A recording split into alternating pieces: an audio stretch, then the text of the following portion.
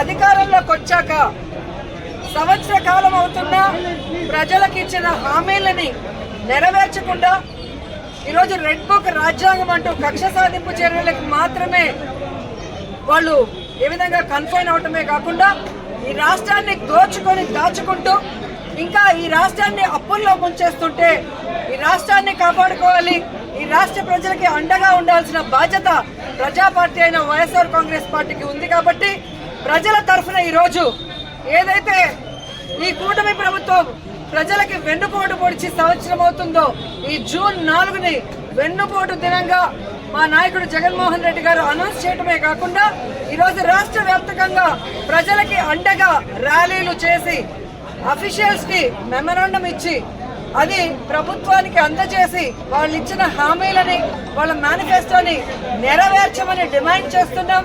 అవి నెరవేర్చకపోతే వదిలే ప్రసక్తి లేదు అని కూడా ఈ సందర్భంగా హెచ్చరిస్తున్నాం. మీరు చూస్తే ఎన్నికల ముందు కూటమి ప్రభుత్వం అంతా ఎలా ప్రచారం చేసుకుందో మనం చూసాం. ముఖ్యంగా తెలుగుదేశం పార్టీ వాళ్ళైతే వచ్చేది బాబే ఇచ్చేది బాబే. ఏమొచ్చిందయ్యా, మీకైతే పదవులు వచ్చాయి, బాబేమో వచ్చి ముఖ్యమంత్రిగా కూర్చున్నాడు, కానీ ఈ రాష్ట్ర ప్రజలకు ఏమిచ్చాడు అంటే చేతికి చిప్పిచ్చాడు, మరేమి ఇవ్వలేదనేది రాష్ట్ర ప్రజలు గుర్తించారు. 143 హామీలు ఇచ్చాడు. 143 హామీల్లో విజన్ ఉంది, విస్తరాకులు కట్టుంది, అనుభవం ఉందని చెప్పుకునే చంద్రబాబు నాయుడు మొదటి 6 అయినా చేశాడా అని నేను అడుగుతున్నాను. ఈరోజు చూస్తే చంద్రబాబు నాయుడు ఏరు దాటక ముందు ఏటి మల్లన్న, ఏరు దాటాక బోడి మల్లన్న చందంగా పరిపాలించిన విధానం మనకు తెలుసు. కానీ ఈ రాష్ట్ర ప్రజలు ఎలా నమ్మి మోసపోయారు, అలాగే ఈవీఎంలతో వీళ్ళు ఎలా మ్యానిపులేట్ చేసి ఈరోజు 60,000 90,000 అంటూ అసలు ప్రజలు ఓట్లేని నాయకులంతా గాల్లో గెలిచిపోయిన గాలిగాళ్లే ఎక్కువగా ఉన్నారు ఈ రాష్ట్రంలో. సో ఈరోజు నేను ఎందుకు ఇది చెప్తున్నాను అంటే జగన్మోహన్ రెడ్డి గారు ఎన్నికల్లో చెప్పడం జరిగింది, చంద్రబాబు నాయుడు 3 సార్లు ముఖ్యమంత్రి అయినా ఏ రోజు చెప్పిన వాగ్దానాన్ని నెరవేర్చలేదు, పిల్లలిచ్చిన మామనే వెన్నుపోటు పొడిచిన వాడు, జాగ్రత్తగా ఉండండి అని. కానీ ఈవీఎంల దగ్గర మనం ఏం చేయగలం? సో ఈవీఎంలని మ్యానిపులేట్ చేశారు. కొన్ని చోట్ల అమాయకమైన ప్రజలు, రైతులు, మహిళలు కూడా జగన్ గారే ఇచ్చినప్పుడు చంద్రబాబు నాయుడు, లోకేష్, పవన్ కళ్యాణ్ ఇస్తారేమో, పవన్ కళ్యాణ్ చెప్పిన మాటలు నమ్మి చాలా మంది ఓట్లు వేయడం కూడా జరిగింది. కానీ ఈరోజు చూస్తే సూపర్ 6 చేస్తామన్న చంద్రబాబు నాయుడు సూపర్ 6 చేశాడా అని అడుగుతున్నాను. అన్నిటికీ వెన్నుపోటు పొడిచింది నిజం కాదా అని అడుగుతున్నా. ఈరోజు తల్లికి వందనం ఇస్తానన్నాడు, కానీ ఇవ్వకుండా వెన్నుపోటు పొడిచాడు. రైతుకు అన్నదాత ఇస్తా అన్నాడు, ఇవ్వకుండా వెన్నుపోటు పొడిచాడు. జాబ్ క్యాలెండర్ ఇస్తా అన్నాడు, ఇవ్వకుండా వెన్నుపోటు పొడిచాడు. ఉద్యోగం ఇస్తా ఇవ్వని వాళ్ళకి నిరుద్యోగ భృతి ఇస్తా అన్నాడు, ఇవ్వకుండా వెన్నుపోటు పొడిచాడు. అంబేద్కర్ గారి రాజ్యాంగం ఉంది, అంబేద్కర్ గారి రాజ్యాంగం ప్రకారం న్యాయబద్ధంగా మీ అందరినీ కూడా శిక్షిస్తామని కూడా ఈ సందర్భంగా తెలియజేసుకుంటున్నాం. అలాగే మీరు చూస్తే ఈ రాష్ట్రంలో ఆడవాళ్ల మీద ఏ విధంగా అరాచకాలు, అక్రమాలు, రేపులు, దురదృష్టకరం 3 ఏళ్ల అమ్మాయిని కూడా మొన్న మీరు చూస్తే ప్లీనరీ జరిగే ప్లేస్ లో రేప్ చేసి చంపేసి కంపల్లో వెళ్తే ఏ వంట బాగుంది అని మాట్లాడతారు, ఎంతమంది వచ్చారని మాట్లాడతాడు చంద్రబాబు నాయుడు. ఇచ్చిన సూపర్ 6కి దిక్కు లేదు, 6 శాసనాలు అని చెప్పి సిగ్గు లేకుండా మళ్ళీ లోకేష్ గారు అనౌన్స్ చేస్తారు. పవన్ కళ్యాణ్ ఏమో నాకు ప్యాకేజ్ ఇస్తే చాలు, ఎవడు ఎక్కడ వచ్చినా నాకెందుకని. రాష్ట్రంలోనే కాదు, పిఠాపురంలో ఆడపిల్లలు రేపైనా పట్టించుకోడు, పిఠాపురంలో ఎస్సీల్ని గ్రామ బహిష్కరణ చేస్తే పట్టించుకోడు. సుగాలి కేసు అన్నారు, ఏమైందో తెలియదు, 30,000 మంది మాయమయ్యారన్నారు. మరి ఆ రోజు ఇంటెలిజెన్స్ వ్యవస్థ నీకు చెప్తే ఈరోజు కూటమి ప్రభుత్వంలో ఉన్న నీకు ఇంటెలిజెన్స్ చెప్పదా 30,000 మంది ఎక్కడున్నారు? చంద్రబాబు నాయుడు ఎదురుగా నించొని ప్రజలకి వెన్నుపోటు పొడిచిన కట్టప్ అయితే సైడ్ నుంచి పొడిచిన కన్నింగ్ కట్టపులు పవన్ కళ్యాణ్ అండ్ లోకేష్ అని కూడా ఈ సందర్భంగా తెలియజేసుకుంటున్నాను. సో ముగ్గురికి నేను చెప్తున్నా, మీరు ప్రజలకి వెన్నుపోటు పొడిస్తే సైలెంట్ గా వెళ్లే పరిస్థితి లేదు. ప్రజలకి అండగా జగనన్న ఉన్నాడు, జగనన్న వెనక మేమందరం ఉన్నాం. జగనన్న సైనికులుగా మీ ప్రభుత్వం మెడలు వంచుతాం. ప్రజలకు మీరు ఇచ్చిన హామీలు నెరవేర్చేంత వరకు ముఖ్యంగా రైతు బాగుంటే రాష్ట్రం బాగుంటుందని నమ్మిన వ్యక్తులు వైఎస్ఆర్ గారు, జగన్మోహన్ రెడ్డి గారు. రైతు బాంధవులుగా వాళ్ళకి కావాల్సినవన్నీ చేశారు.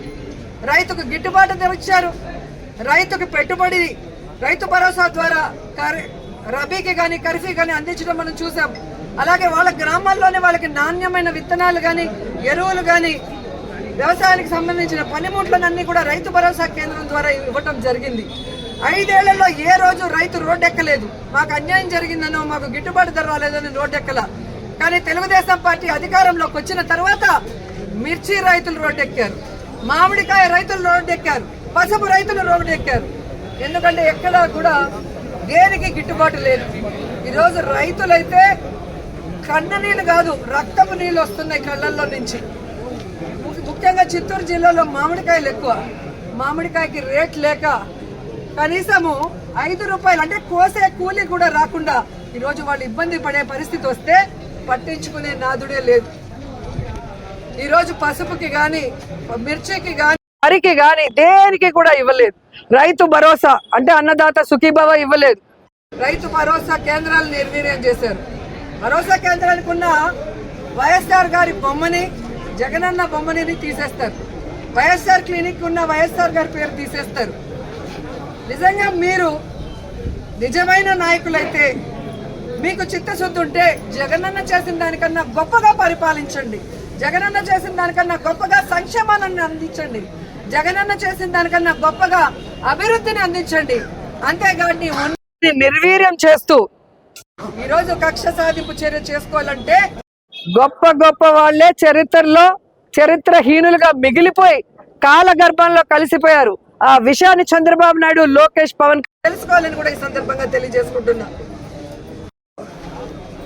మహిళలకి మీరు ఇచ్చిన ప్రతి వాగ్దానాన్ని నెరవేర్చాలి. రైతులకు ఇచ్చిన ప్రతి వాగ్దానాన్ని నెరవేర్చాలి. యువకులకు ఇచ్చిన ప్రతి వాగ్దానాన్ని నెరవేర్చాలని కూడా కోరుకుంటూ, జగనన్న ఇచ్చేటివి ఆపేశారు, కనీసం మీరు చెప్పినవైనా కంటిన్యూ చేయండి అని కోరుకుంటూ, ఈరోజు ఈ వెన్నుపోటు దినోత్సవంలో ప్రజలకి అండగా నిలబడిన వైఎస్ఆర్ కాంగ్రెస్ పార్టీ సైనికులందరికీ పేరు పేరున పాదాభివందనాలు తెలియజేసుకుంటూ, వైఎస్ఆర్సీపీ అంటే ప్రజల పార్టీ, ప్రజల కోసం పుట్టిన పార్టీ, ప్రజల్లో నుంచి వచ్చిన పార్టీ, ప్రజలకు ఎప్పుడు కూడా అండగా ఉండాల్సిన పార్టీ అని మనం బాధ్యతగా ఉండేవాళ్ళం. కాబట్టి సంవత్సర కాలం ఈరోజు కూటమి ప్రభుత్వానికి అవకాశం ఇచ్చాం. సంవత్సర కాలం ఇచ్చినా కూడా వాళ్ళు కుంభకర్ణుల్లా నిద్రపోతున్నట్టు నటిస్తూ ఈరోజు కూటమి ప్రభుత్వం ఏ విధంగా అవినీతితో దోచుకొని దాచుకోవటమే పనిగా పెట్టుకొని ఈ రాష్ట్రాన్ని అప్పుల పాలలో ముంచేస్తున్నారు. కాబట్టి రాష్ట్రాన్ని కాపాడుకోవాల్సిన బాధ్యత, ప్రజల్ని కాపాడుకోవాల్సిన బాధ్యత మన మీద ఉంది. కాబట్టి ఈరోజు వెన్నుపోటు దినంగా ప్రకటించి రాష్ట్ర వ్యాప్తంగా ప్రజలకు అండగా ముందుకు వెళ్ళాం. ఖచ్చితంగా ప్రభుత్వం దిగి వస్తుందని నమ్ముతున్నాం. రాకపోతే ఈ రోడ్ నుంచి పోరాటం చేయడానికి వైఎస్ఆర్ కాంగ్రెస్ పార్టీ ఎప్పుడూ సిద్ధంగా ఉందని కూడా తెలియజేసుకుంటున్నాం. జై జగన్.